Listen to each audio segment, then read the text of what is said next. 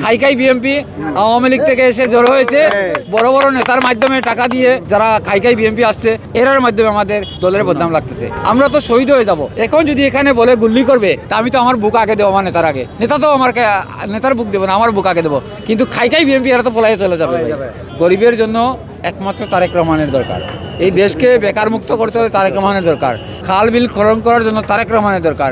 এদেশের মানুষকে শান্ত দেওয়ার জন্য তারেক রহমানের দরকার। 5 তারিখের পরের বিএনপি আর 5 তারিখের আগের বিএনপি।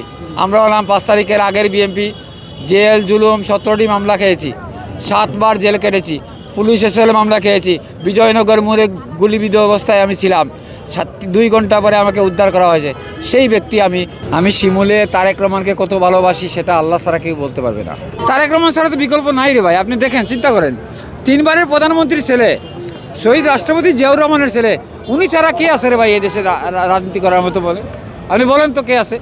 একমাত্র তারেক রহমানের দরকার, আর কারো দরকার নেই, একমাত্র তারেক রহমানের দরকার। আমি এসেছি মৌলভীবাজার থেকে, আজকে গত 3 দিন থেকে এখানে অবস্থান করতেছি। এখানে আসছি আমার নেতা, মহান নেতা শহীদ রাষ্ট্রপতি জিয়াউর রহমানের সুযোগ্য সন্তান এবং বিএনপির চেয়ারপারসন 3 বারের সাবেক প্রধানমন্ত্রীর সন্তানকে দেখার জন্য। 17টি বৎসর যে অক্লান্ত পরিশ্রম করে দেশের বাইরে থেকে দলকে সুসংগঠিত করেছেন এবং দলের ভালোবাসায় মানুষকে যে আটকিয়ে রেখেছেন, এটাই ওনার গুণ।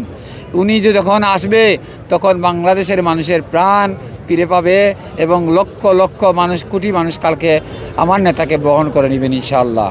3 দিন আগে আসলাম যে কষ্ট করে যদি নেতাকে একবার দেখতে পাই, আল্লাহ হয়তো দেখাই দিবে, হয়তো নেতার চোখ আমার চোখে হয়তো পড়তে পারে। কষ্ট ছাড়া যদি আপনি একটা ফল খান, ওই ফলের কোনো দাম নাই। কষ্টের পরে আসে মিষ্টি, কষ্টের পরে যে মিষ্টি আছে, আগের তিতা পরের মিঠা, কথায় বলে গ্রামের ভাষায়। কষ্টের ফল সাফল্য, অনেক ধৈর্য। 5 তারিখের পরের বিএনপি আর 5 তারিখের আগের বিএনপি। আমরা হলাম 5 তারিখের আগের বিএনপি। জেল জুলুম 17টি মামলা খেয়েছি, 7 বার জেল কেটেছি, পুলিশ এসএল মামলা খেয়েছি। বিজয়নগর মোড়ে গুলিবিদ্ধ অবস্থায় আমি ছিলাম। 2 ঘন্টা পরে আমাকে উদ্ধার করা হয়েছে। সেই ব্যক্তি আমি তারেক রহমানকে ইনশাআল্লাহ দেখতে পারবো, এই আশা, আকাঙ্ক্ষা, আত্মবিশ্বাস আল্লাহর প্রতি রেখে এখানে আমি দাঁড়িয়েছি। এখানেই আমি সব কিছু খাওয়া দাওয়াই যে কলা শুকনা খাবার খেয়ে এখানে আসি, বাড়ি খাবার খাচ্ছি না। এখন ফজরের পর থেকে দাঁড়ানো আসি। আপনাদের আল্লাহ ভুলভ্রান্তি হলে ক্ষমার দৃষ্টিতে দেখবেন। দেশবাসীর কাছে দোয়া চাচ্ছি যে আমার চেয়ারপারসনের জন্য আপনারা সবাই দোয়া করবেন। জনতা জনাবেক তারেক রহমানের জন্য দোয়া করবেন। আগামী দিনের ভবিষ্যৎ শহীদ রাষ্ট্রপতি জিয়াউর রহমানের গড়া দলকে যেন সুসংগঠিত করতে পারেন।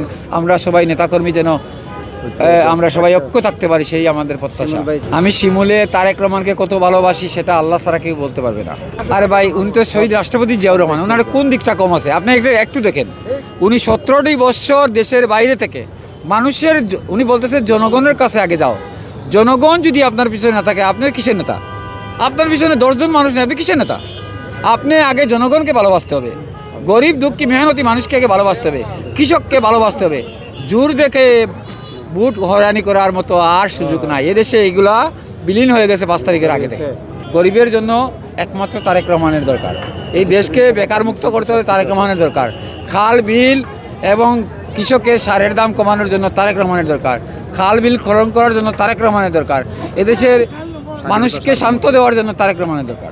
খাই খাই বিএনপি আওয়ামী লীগ থেকে এসে জড়ো হয়েছে, বড় বড় নেতার মাধ্যমে টাকা দিয়ে যারা খাই খাই বিএনপি আসছে, এরার মাধ্যমে আমাদের দলের বদনাম লাগতেছে।